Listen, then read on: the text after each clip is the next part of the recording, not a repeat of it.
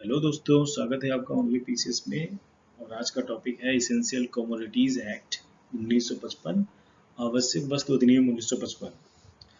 दोस्तों, यह जो एक्ट है आजकल बहुत ही चर्चा में है।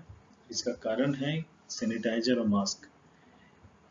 कोविड-19 कोरोना या जिसे हम कोरोना वायरस कहते हैं, उसकी वजह से अचानक में ही मार्केट में बहुत ज़्यादा मास्क और सैनिटाइजर की डिमांड होने लगी। हर तरफ से लोग इसको खरीदने के लिए टूट पड़े दुकानों पे। और दुकानदार जो थे वो कई गुना ज़्यादा, 10 गुना, 20 गुना, कोई कोई तो 50 100 गुना रेट पे लेकर बेच ये इन सामानों को बेचने लगे। 10 रुपए का सैनिटाइजर कोई 100 में, कोई 200 में। आप सभी ने इस चीज़ को फेस किया होगा। उसके बाद से सरकार ने इसेंशियल कमोडिटी एक्ट में सैनिटाइजर और मास्क को शामिल कर दिया है, जिसके बाद से इसकी कालाबाजारी को रोका जा सकता है। आज हम इसके अंतर्गत पढ़ेंगे, समझेंगे कि आवश्यक वस्तु अधिनियम 1955 क्या है और इसमें कौन सी वस्तुएं शामिल हैं। साथ ही इसमें क्या सजा का प्रावधान है। साथ में और भी कुछ फैक्ट्स हैं जिसके बारे में अच्छे से डिटेल में डिस्कस करेंगे। दोस्तों, मैं हूं विजय श्रीवास्तव और ये चैनल है स्पेशली फॉर सिविल सर्विस के लिए। लेकिन इसके जो फैक्ट्स हैं वो वनडे एग्ज़ाम जैसे एसएससी और रेलवे के लिए उतने ही इम्पोर्टेंट हैं। तो दोस्तों, चलिए स्टार्ट करते हैं। तो दोस्तों, समझते हैं कि इसेंशियल कमोडिटी एक्ट 1955 क्या है।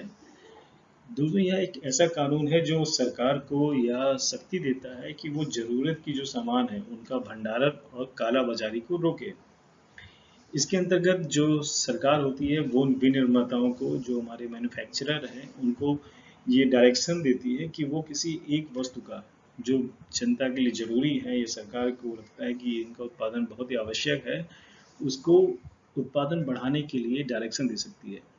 साथ ही सरकार एक निश्चित अवधि के लिए जो वस्तु है उनकी स्टॉक होल्डिंग की एक सीमा भी निर्धारित कर सकती है कि कोई रिटेलर या थोक विक्रेता जो है वो कितना सामान पर्टिकुलर वस्तु को रख सकता है। इससे क्या होगा कि उस सामान की हर जगह अवेलेबिलिटी सुनिश्चित की जा सकेगी। दोस्तों, यह चर्चा में क्यों है, जैसा मैंने पहले बताया कि मास्क और सैनिटाइजर को इसमें शामिल किया गया है।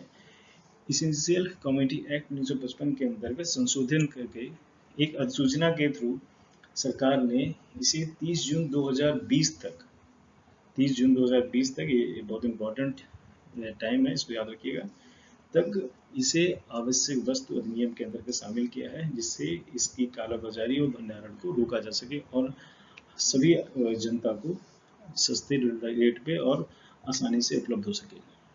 तो दोस्तों, समझते हैं कि इसका पर्पस क्या था, इसमें शामिल करने का, और इसेंशियल कमोडिटी एक्ट बनाने का भी पर्पस क्या था। तो आवश्यक का उद्देश्य है कि देश की जो आवश्यक वस्तु हैं उनकी निर्बाध आपूर्ति हो। साथ ही जो इसका मूल है वो स्थिर रखा जा सके। जैसे अभी का एग्जांपल था कि सैनिटाइजर और मास्क का रेट आसमान छूने लगा था। 2 रुपए का मास्क तो 16 रुपए, तो कहीं कहीं मैंने खुद जो है 25-50 रुपए में खरीदा है। 2 रुपए 10 रुपए के जो मास्क थे उसके रेट बाद में और ज़्यादा बढ़ गए। उसके बाद से सरकार को इसको इस अधिनियम के अंतर्गत डालना पड़ा। साथ में इसका वस्तुओं के अनावश्यक भंडार को रोकना भी पर्पज होता है और वस्तुओं की कालाबाजारी को रोकना भी इस अधिनियम का उद्देश्य है। कुछ 6 या 8 महीने पहले सरकार ने ऐसा ही प्याज के साथ किया था। प्याज को भी उन्होंने, सरकार ने आवश्यक अधिनियम वस्तु अधिनियम 1955 के अंतर्गत शामिल किया, जिसके बाद से उसकी कालाबाजारी और भंडारण पर रोक लगी थी। नहीं तो प्याज का रेट बहुत ज़्यादा हो गया था, लगभग 1 साल की बात है। ऐसा ही उस टाइम पे भी ये अधिनियम हाईलाइट हुआ था। उसके बाद से अभी कोरोना टाइम में मास्क और ये सैनिटाइजर की वजह से काफ़ी चर्चा में है।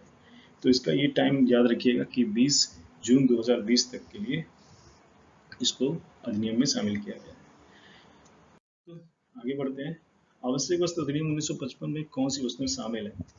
तो दोस्तों, 15 फरवरी 2002 की से सरकार ने पहले अनिवार्य वस्तुओं की जो सूची में 12 वस्तुएं थी उनको हटा दिया और एक को आंशिक रूप से हटाया।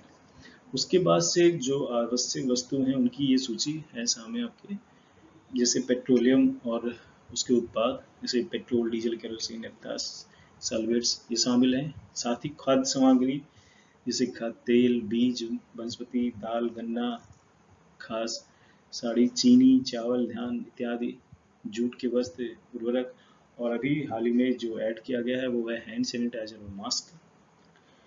इसका दोस्तों सबसे ज़रूरी चीज़ है कि इस एक्ट के अंदर शामिल वस्तु का सरकार जो है मैक्सिमम रिटेल प्राइस जो होती है उसको भी फिक्स कर सकती है। अगर उसको लगता है कि जनता के को इसको मिलना आवश्यक है और यह बहुत ही रेट हाई रेट में बिक रहा है तो उसका वो रेट भी निर्धारित कर सकती है। साथ ही जब जो सरकार को लगता है कि सामान की अवेलेबिलिटी हो चुकी है, अब इसको अधिनियम से निकालना चाहिए, तो वो कभी भी इसको किसी भी वस्तु को सूची से निकाल सकती है और जोड़ सकती है। इसलिए ये जो सूची है वो कोई फिक्स नहीं है, लेकिन मैक्सिमम चीज़ें इसमें रहती हैं, जैसे जूट है या फिर अनाज है, ये सब इसमें रहती हैं। कुछ जून के बाद हैंड सैनिटाइजर और मास्क हट जाएगा इस सूची से। तो इसका मतलब ये कहने का है कि इसमें जो है चीज़ें आती जाती रहती है, चेंज होता रहता है ये लिस्ट। चलिए दोस्तों देखते हैं इसका जो दंडात्मक प्रावधान है वो क्या है। अगर कोई इसेंशियल कम्युनिटी एक्ट का उल्लंघन करता है तो उसको 7 वर्ष की सजा और जुर्माना दोनों हो सकता है। साथ ही चोर बाजारी निवारण एवं आवश्यक वस्तु प्राधिकरण अधिनियम के तहत 6 माह तक उसे नजरबंद भी किया जा सकता है। दोस्तों हाल ही में एक घटना थी जो काफ़ी न्यूज़ में चली है कि सिटी मजिस्ट्रेट थी गोंडा की, जो एक गरीब महिला बन करके राशन की दुकान पे जाती है और वहाँ पे जो इसेंशियल कमोडिटी एक्ट के अंतर्गत आ रहे हैं अनाज हैं जैसे गेहूं और दाल की रेट पूछती है। जबकि गेहूं और जो दाल है उसका रेट वहाँ के जिला अधिकारी साहब ने फिक्स कर रखा था, परंतु वो जो दुकानदार हैं मैक्स कई जगह वो गई, सारी दुकान उससे ज़्यादा रेट में बेच रहे थे। तो इस तरह से सरकार जो है छापा मारती है, उनकी चेकिंग करती है और उन दुकानों को सील करती है इसेंशियल कमोडिटी एक्ट 1955 के अंतर्गत। तो दोस्तों आज के लिए इतना ही।